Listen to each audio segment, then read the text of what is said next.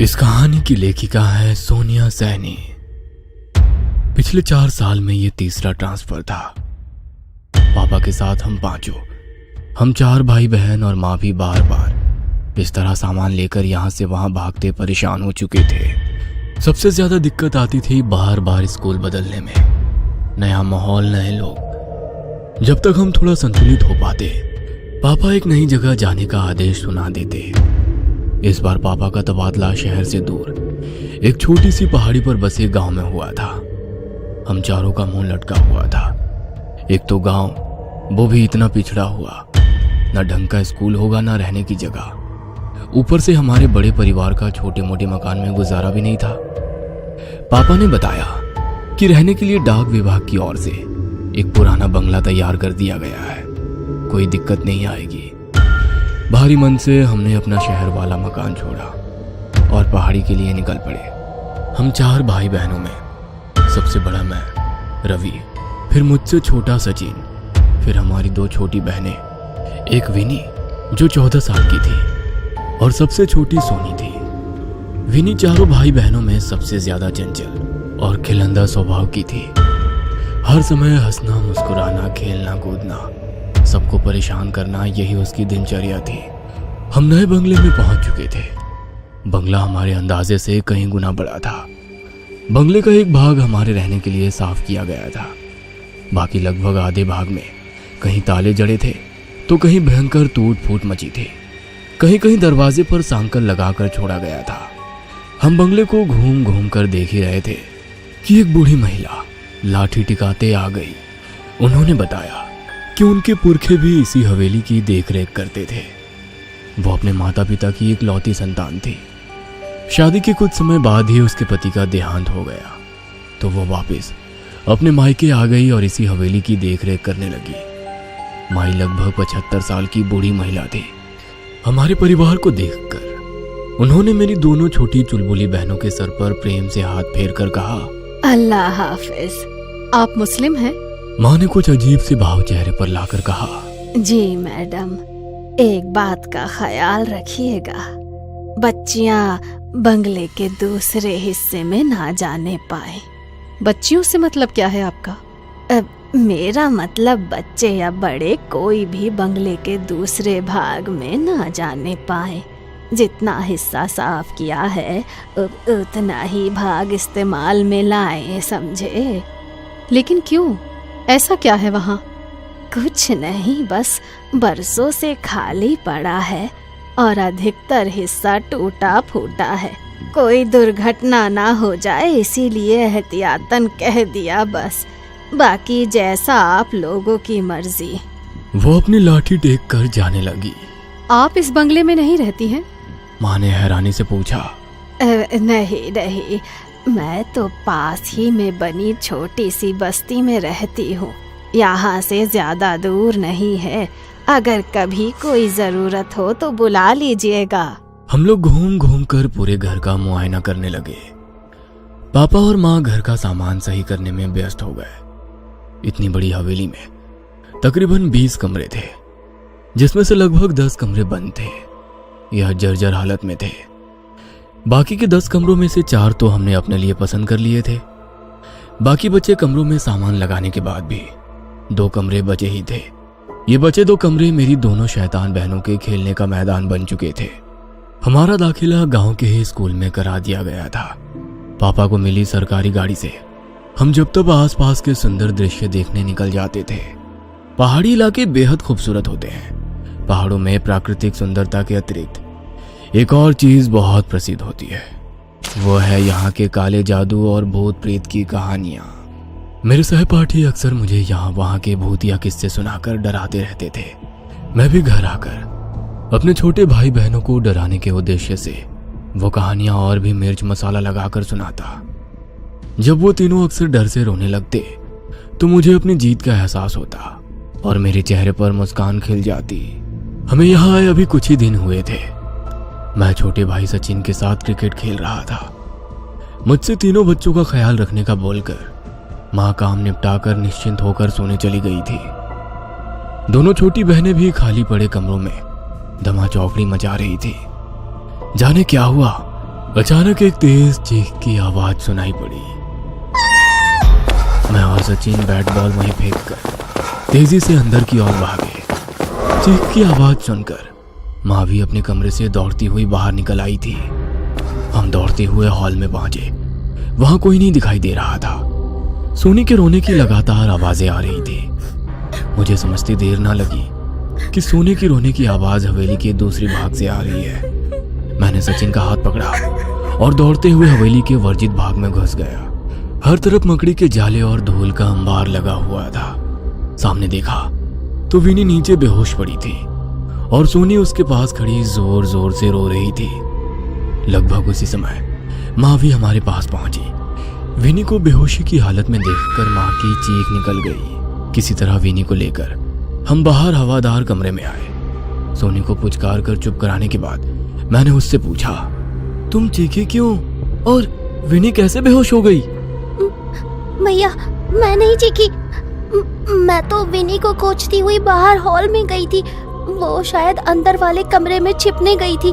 उसकी चीख की आवाज सुनकर मैं भाग कर आई तो वो ऐसे नीचे पड़ी हुई थी। सोनी ने सुबकते हुए बताया। माँ विनी को देखकर रोने लगी थी। मेरी हालत भी खराब हुए जा रही थी। माँ को संभालूं, सोनी को संभालूं या फिर बेहोश पड़ी विनी को देखूं। सचिन दौड़कर 2 गिलास पानी ले आया। एक गिलास माँ को थमाकर दूसरे से विनी के चेहरे पर छींटे मारे तो वो धीरे धीरे होश में आने लगी। विनी को कुशल मंगल देखकर माँ और सोनी का रोना थम गया था। माँ ने प्यार से विनी के सर पर हाथ रखकर पूछा, क्या हुआ बेटा, तुम बेहोश कैसे हो गई? वो माँ, मैं छिपने के लिए जगह ढूंढ रही थी। वहाँ उस कमरे के दरवाजे पर साकल बंद थी और उस पर रक्षा सूत्र बंधा हुआ था। मैंने उसे खोलकर कमरे में जैसे ही प्रवेश किया वहाँ सब धुआं धुआं सा दिखने लगा। कुछ अजीब सी महक आ रही थी। वहीं से मैंने बाहर निकलने की कोशिश की तो लगा जैसे बाहर आने का रास्ता ही खो गया है। मुझे बहुत डर लग रहा था, इसीलिए मैं डर के मारे चीख पड़ी। उसके बाद मुझे नहीं पता मैं यहाँ कैसे आई। विनी ने पानी पीते हुए बताया। मतलब तुम कमरे के अंदर थी तो बाहर कैसे निकली? तुम तो कमरे के बाहर नीचे पड़ी हुई थी, सचिन ने कहा। मुझे नहीं पता भैया, लेकिन मुझे बहुत डर लग रहा है।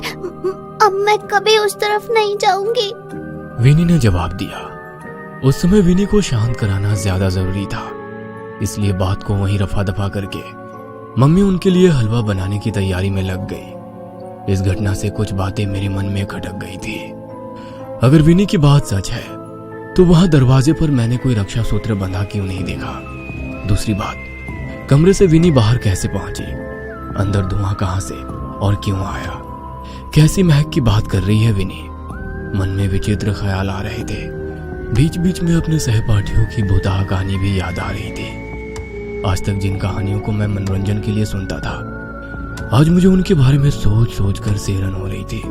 पूरी रात नींद मेरे साथ आंख में चौली खेलती रही। सुबह तक मेरी लाल सुर्ख आंखें मेरी रात्रि जागरण की चुगली कर रही थी। मैं कमरे से बाहर आया तो पता चला विनी को बुखार हुआ है। मैं फिर से चिंतित हो उठा था। शायद उसके अंदर डर बैठ गया था, जिसकी वजह से उसे बुखार आ गया था। दिन भर मम्मी विनी की खातिरदारी में लगी रही, लेकिन उसका बुखार कम होने का नाम ही नहीं ले रहा था। रात गहराते गहराते उसका बुखार सीमा से परे पहुंचने लगा था। वो बदहवासी में रात भर कुछ कुछ बड़बड़ाती रही थी। सुबह होते ही पापा की सरकारी गाड़ी में उसे अस्पताल ले जाया गया। अगले 3 दिन इसी तरह बुखार में तड़पते बीत गए। मम्मी पापा हॉस्पिटल में ही विनी के पास ही थे। आखिरकार चौथे दिन खबर मिली कि विनी की हालत में कुछ सुधार आया है। अगले 2 दिन और अस्पताल में बिताने के बाद विनी घर आ गई थी। विनी हम सबकी जान थी। उसके घर आने से हम सबके चेहरे की रौनक लौट आई थी। सब लोग धीरे धीरे सामान्य हो रहे थे, बस एक को छोड़कर। विनी अब पहले की तरह उछल कूद नहीं करती थी। अक्सर एक जगह पर गुमसुम सी बैठी रहती या हमें खेलते देखती रहती। पहले तो हमने इसे बीमारी की वजह से पैदा हुई चिड़चिड़ाहट और कमजोरी समझा, लेकिन यह सिलसिला अंतहीन हो गया। विनी अब कम ही बात करती थी। ज्यादातर समय वो अपने कमरे में ही बिताती थी। समय अपनी गति से आगे बढ़ रहा था। यही सब चलते चलते लगभग 6 महीने बीत गए थे। हम लोग बहुत कोशिश करते कि वो हमारे साथ खेले कूदे, मुस्कुराए, लेकिन उसके चेहरे पर कोई भाव ही नहीं आते थे।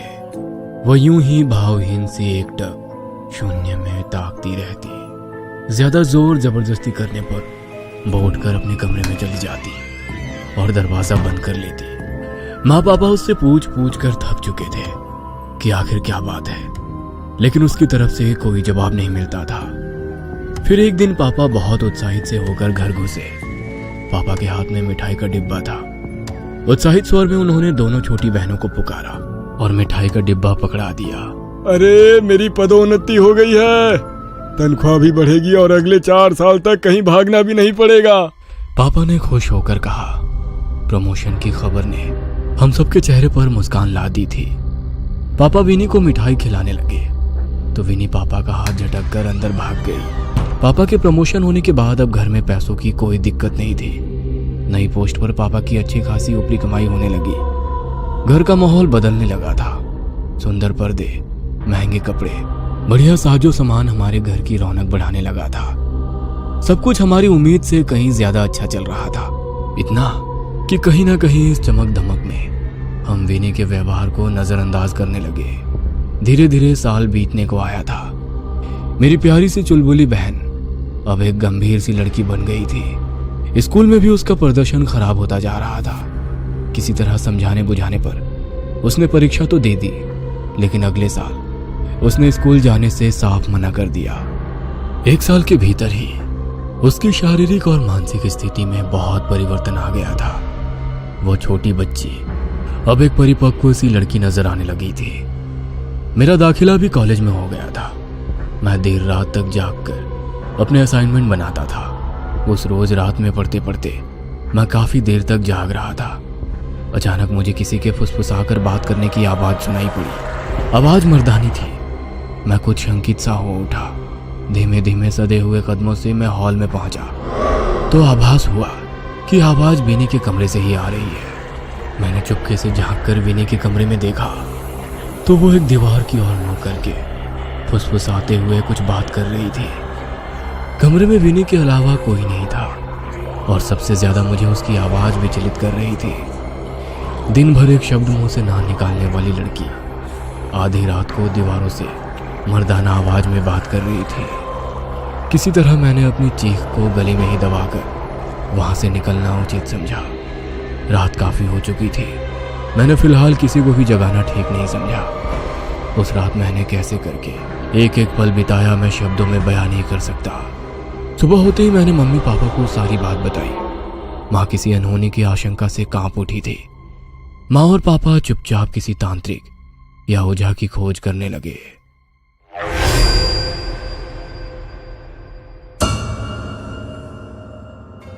ये कहानी आपको अच्छी लगी हो तो हमें सब्सक्राइब करें, हमारा इंस्टाग्राम और फेसबुक पेज जरूर फॉलो करें। और हाँ दोस्तों, सब्सक्राइब करना भूलना मत।